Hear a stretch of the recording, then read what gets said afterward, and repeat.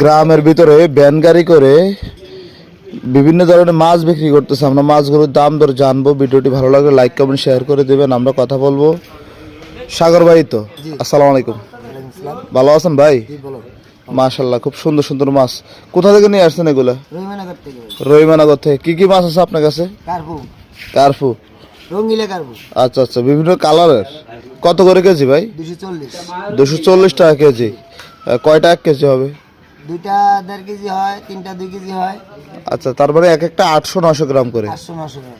কেমন আজকে কত কেজি মাছ নিয়ে বের হয়েছেন? 32 কেজি এখন কত কেজি হবে আছে? আছে কত 18-20 18-20 কেজি হবে আছে। কেমন বেচা বিক্রি হচ্ছে তাহলে? হচ্ছে। এই লাস্ট কত করে বিক্রি করতেছেন এগুলা? 220 টাকা কেজি। মাশাআল্লাহ, মাছগুলো দেখে আসলে ভিডিও না করে থাকতে পারলাম না। অনেক সুন্দর মাছ।